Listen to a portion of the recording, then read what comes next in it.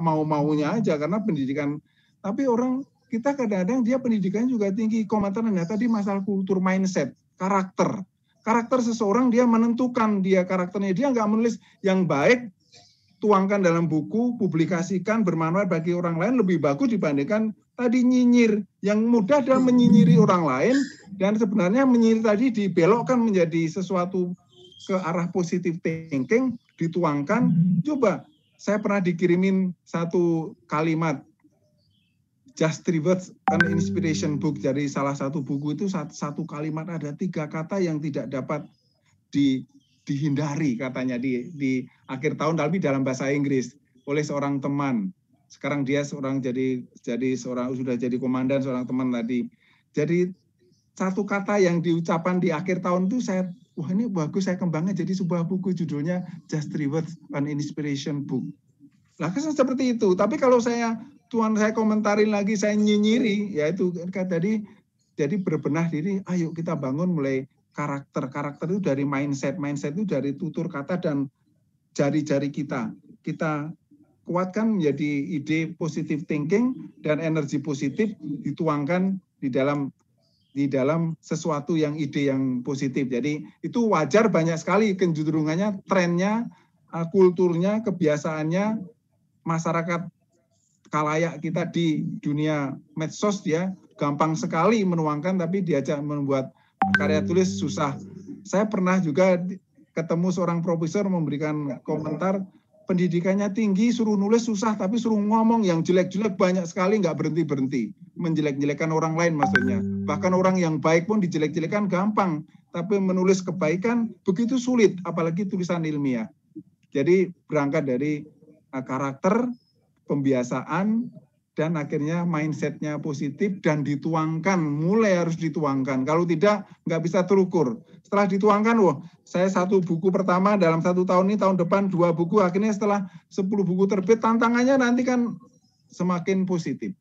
Selamat mencoba untuk tidak mengkomen yang banyak-banyak di medsos dalam nuansa nyinyir, tetapi menjadi di manage menjadi positive thinking dalam sebuah karya tulisan sesederhana apapun.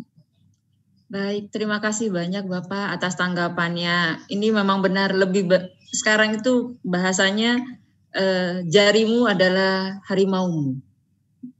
Jadi lebih baik kita menulis sesuatu yang baik dan berguna daripada menulis sesuatu yang menjelekkan atau nyinyir ya Pak ya.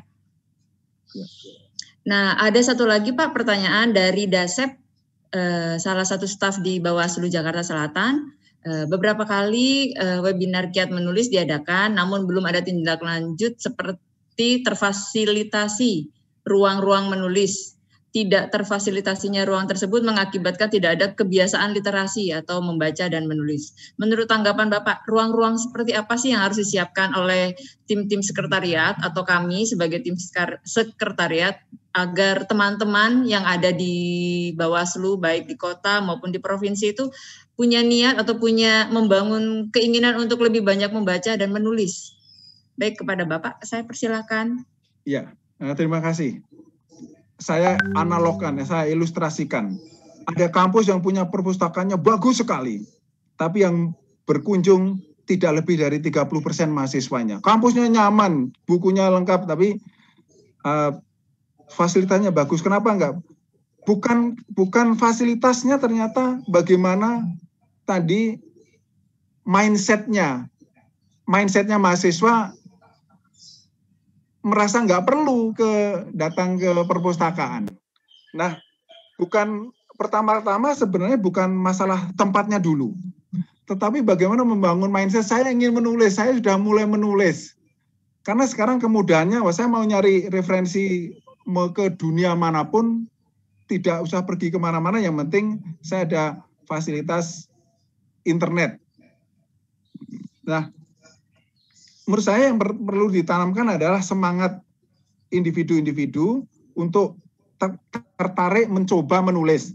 Nah, setelah mulai mencoba tertarik menulis, sudah memulai menulis, karena tadi kan di mana sih menulisnya? Kan tadi tidak, menulisnya adalah di tempat yang nyaman, di tempat yang ber-AC, di tempat yang difasilitasi mejanya bagus, tidak. menulis bisa di mana aja. Bahkan tadi saya mengatakan penulis profesional tadi dalam 3 jam penerbangan bisa 1 artikel. Ya itu. Nah kita paling tidak bukan tempatnya dulu, tapi bagaimana kita membangun mindset kita, semangat kita, saya ingin menulis. Setelah memulai, wah saya kok ya baru silakan dibantu, difasilitasi adalah sebuah ruangan yang memudahkan untuk kalau ada perpustakaan, oh bagus, tapi kalau tidak dia diakses internetnya gampang. Akses internetnya gampang karena untuk nyari referensi sekarang lebih dominan daripada kalau tahun sebelum 90-an. Saya orang zaman dulu, saya menulis skripsi aja, nyari referensi dari perpustakaan satu ke perpustakaan lain belum tentu ada. Dan sekarang bisa jurnal internasional yang bisa minimal 60 atau 100 bisa dicari sambil dengan membuka jaringan internet. Jadi yang perlu dibangun adalah kita nilai-nilai semangat untuk bagaimana keberanian mencoba dan melakukan mengawali untuk menulis. Nah, nanti fasilitas yang dilengkapi adalah komunikasikan. Saya sudah mulai menulis, tetapi saya akan ternyata sudah menemukan makin nyaman tidak hanya di rumah, tapi ketika di kantor silakan. Nah, minimal tempat yang bisa mengakses internet. Kemudian beberapa orang ada untuk kumpul itu bisa diskusi. Mengapa ruang khusus itu adalah untuk diskusi? Bisa diskusi, bisa bergabung menulis. Menulis tidak harus sama-sama di ruangan, tetapi ada saatnya diskusi. Nah, ketika saatnya diskusi, biar lebih nyaman, memang ada ruang khusus untuk diskusi, untuk memecahkan permasalahan, dan juga untuk saling men-sharingkan, sehingga tidak mengganggu lingkungan kerja yang lain. Itu perlu ruang khusus dengan cukup ruang yang penting bisa nyaman untuk diskusi dan ada ruang untuk kontak internet. Nah, itu jangan lupa untuk kemudahannya itu. Jadi yang penting diawali, silakan mulai dulu sambil berjalan difasilitasi tempat untuk diskusi. Tapi bukan satu-satunya bukan yang utama. Yang utama adalah karakter calon penulis atau karakter penulis. Karakternya yang dibangun, mindsetnya, pembiasaan. Jadi karakter itu kan dari pola pikirnya pembiasaan, terus kemudian saya nulis di mana saja bisa, tapi lebih bagus karena ini terorganisir menjadi harapannya menjadi ada output. Sekarang dimulai ini ada pelatihan ini 3 bulan atau 6 bulan kemudian disampaikan ini hasil saya mencoba hasil karya tulis saya. Itu lebih bagus. Nah akhirnya timbul fasilitas berikutnya ditambahkan fasilitas pengalaman Anda apa sih selama nulis? Saya perlu diskusi, saya perlu tempat internet, saya tempat yang tidak terganggu dengan meja kerja yang lainnya. Nah itu baru ditanya dari mereka yang Anda butuhkan setelah Anda menghasilkan draft awal atau setelah menulis beberapa bulan ini apa? Bukan pertama kali langsung saya minta tempat, tidak. Menurut saya, pengalaman saya, karena saya tidak pernah berawal dari tempat yang bagus, yang ber-AC menulis beberapa buku itu tidak. Tapi dari ide yang dimanapun saya ada mengalir sebuah ide dan bagus lagi kalau difasilitasi tempat diskusi. Silakan mencoba. Terima kasih. Baik, terima kasih banyak Bapak. Ini ada pertanyaan lagi Pak dari Jimmy. Beliau ingin bertanya bagaimana cara atau kiat-kiat untuk menentukan diksi yang tepat dan membuat kalimat efektif dalam sebuah penulisan atau karya ilmiah. Ya, oke, terima kasih. Nah, ini diksi dan kalimat efektif dalam penulisan karya ilmiah. Nah, ini tantangan semua penulis karya ilmiah, termasuk saya. Jadi, begitu sulitnya menuangkan dalam bentuk kalimat efektif. So, cenderungnya kalimatnya kemana-mana, tapi sebenarnya cukup dituangkan dalam 1 paragraf. Efektifnya 1 paragraf itu dituangkan dalam 7 paragraf misalnya, contoh ekstrim. Karena belum bisa.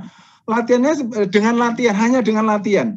Maka akan menemukan, tanpa latihan begitu sulitnya. Latihan itu latihan menulis. Nah, yang kedua setelah latihan, ini coba Anda baca. Nah, tadi makanya tempat diskusi itu, ini udah bagus tapi kalimatnya belum efektif. Jadi kadang-kadang menurut saya sih udah efektif tapi belum menurut rekannya. Menurut saya memang perlu jam terbang untuk berarti walaupun itu karya ilmiah. Banyak yang sudah